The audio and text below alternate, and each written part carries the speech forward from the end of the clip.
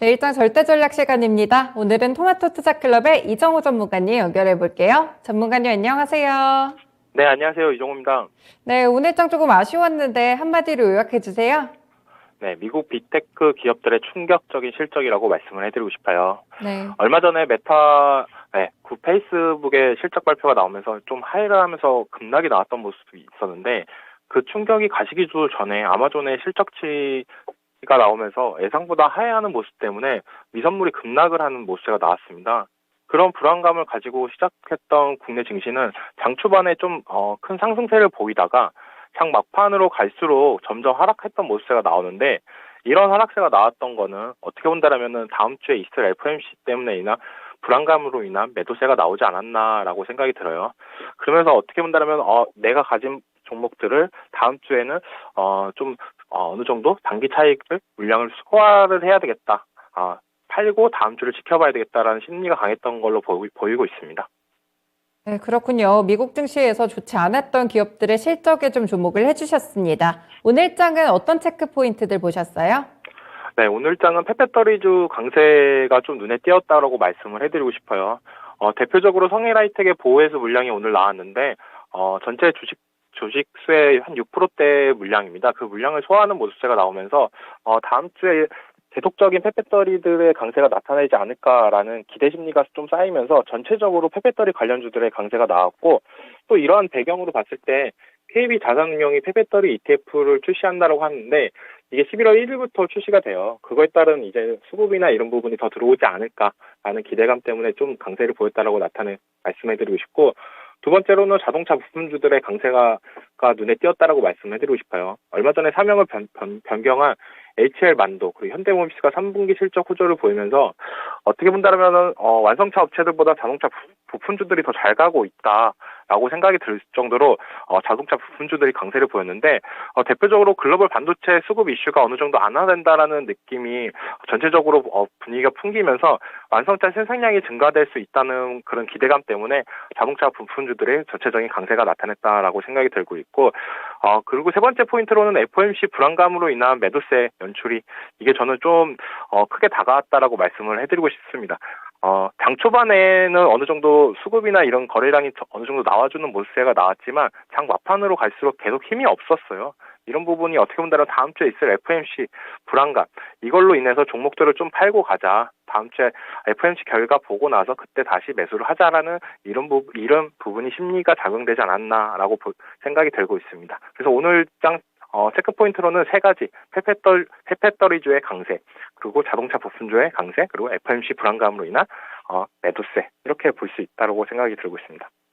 네, 일단 종목별로는 폐배터리 관련 종목들 상당히 좋았고, 그리고 자동차 부품주들도 오랜만에 실적과 더불어서 함께 좀 올라가는 모습이었습니다. FOMC 불안감으로 인해서 매도세가 좀 출현됐다고 말씀을 주셨는데, 사실 거의 0.75%포인트 인상하는 거는 거의 알려진 사실이잖아요. 정확히 좀 어떤 불안감들이 있을까요? 연준이 오히려 속도 조절론에 대한 부분들이 나오지 않나 싶어가지고요.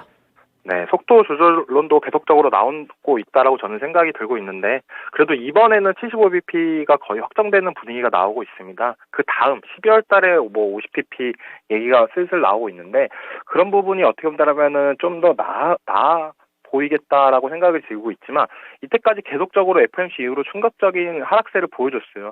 그런 부분이 어떻게 보면 시장에선 불안 심리가 더 있지 않았나. 지금 굳이 주식을 갖고 있으면서 불안에 떨 바에는 차라리 보고 비싸게 들어가자. 약간 이런 부분이 더 강하게 들어왔다고 생각이 들고 있습니다. FOMC 이후에 항상 좀 주가가 급락하는 그런 모습들이 연출이 되고 있어가지고 경험에 의한 그런 공포들이 좀 시장을 잠식하고 있는 것 같습니다. 네, 그렇다면 다음 주의 체크 포인트들은 어떤 걸로 볼까요? 네, 다음 주 체크 포인트로는 10월 31일 날 글로벌 X에서 리튬 배터리 테크 ETF를 정기 변경을 합니다. 여기에서 지금 편입된 종목들이 LG화학과 일진멀티리얼이 있는데, 이 종목들은 편출이 되고 LG 에너지 솔루션이 새로 편입이 됩니다. 그러면은 거의 3천억 가량의 자금이 순유입될 것으로 분석이 되고 있는데, 어떻게 본다면 지금 2차전지 관련주들의 그 중에서 LG 에너지 솔루션의 상승세가 계속적으로 나오고 있는데, 여기서 추가적인 상승세가 나올지 이런 부분을 더욱 체크해볼 필요는 있다라고 하고, 대표적으로 편입되는 종목들은 호재로 볼 수 있다라고 생각이 들어요. 그리고 편출되는 종목 LG화학과 일진 머트리얼은 편출이 되는데 이런 부분에 있어서 좀 더 악재로 작용할 수 있는지 좀 체크해볼 필요는 있다라고 생각을 들고 있습니다. 그리고 31일 날 하나 에어로스페이스의 실적 발표가 있어요. 하나 에어로스페이스가 요즘 어떻게 본다면은 다시 주가를 바닥을 찍고 올라가는 모습세가 자꾸 연출되고 있는데 이번 실적 발표로 인해서 더 큰 상승세가 나올 수 있는지 이런 부분을 더 체크해볼 필요는 있고 태조 이방원에서 어떻게 본다면 제일 한 축을 담당했다라고 보고 있는데 요즘 본다면 LIG 넥슨보다 상승세나 이런 부분을 좀 더 약한 모습세가 나와요. 이런 부분을 실적으로 어느 정도 메꿀 수 있는지 좀 체크해볼 필요는 있다라고 말씀을 해드리고 싶고 11월 1일 날 삼성 상사 기념일이 있습니다. 원래는 웬만해서는 잘 챙겨지지 않는데 요즘에 이제 이재용 부회장에서 이제 회장으로 승진을 하면서 그거에 따라서 이제 새로운 삼성, 뉴 삼성의 기대감이 계속적으로 시장에 던지고 있다라고 보고 있습니다.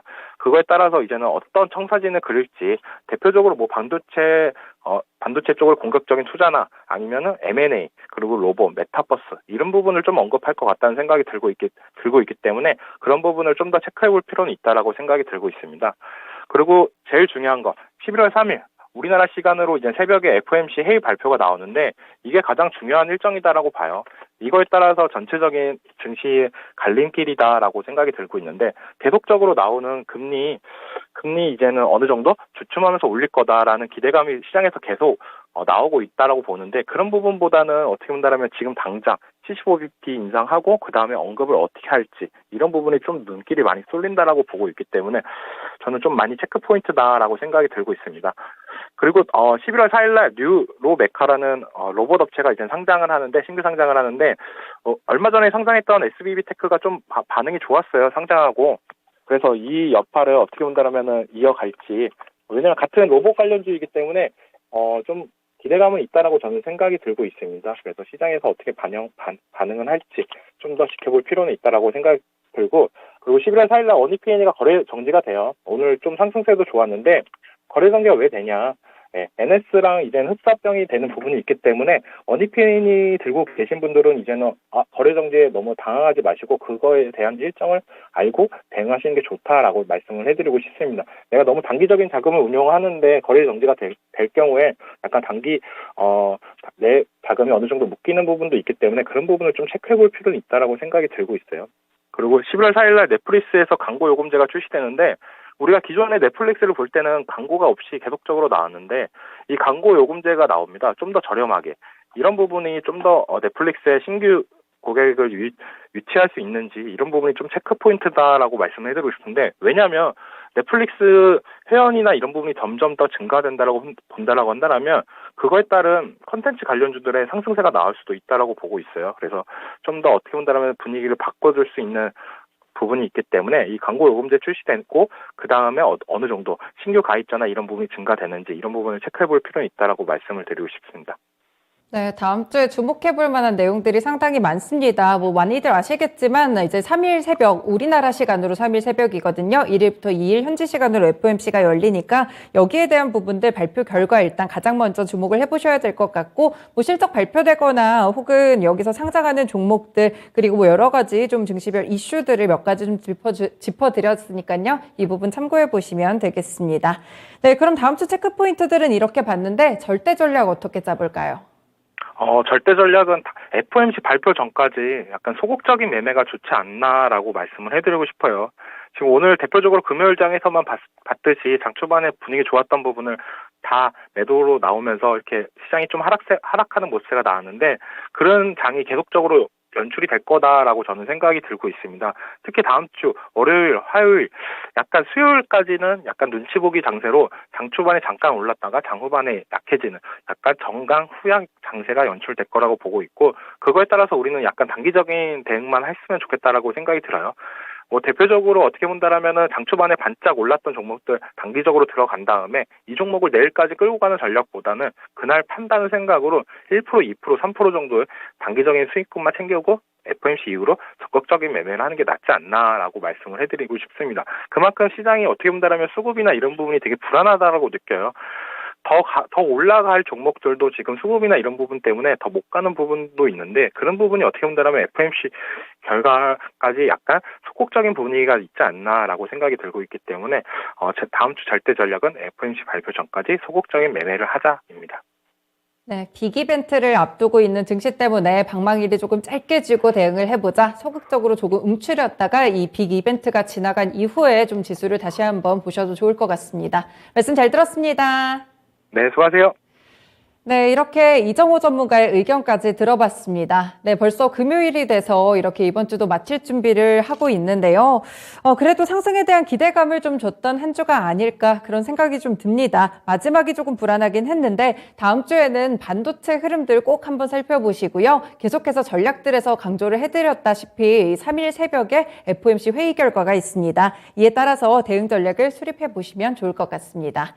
네, 그리고 매주 금요일은 미스터 진단 방송일이죠. 오늘은 김영일 전문가 그리고 이종복 전문가님이 진단을 해주신다고 하니까요. 관심 있으신 분들은 아래 번호 02-2128-3388, 2128-3388로 원하시는 종목에 대한 진단 신청해 주시면 될 것 같습니다. 지금까지 다양한 투자 판단에 대한 도움 말씀 드렸는데요. 특정 종목의 상승과 하락을 보장하지는 않습니다. 열린 시장 상한가를 잡아라 클로징 벨은 여기서 마치겠습니다. 한 주간 고생 많이 하셨어요. 고맙습니다.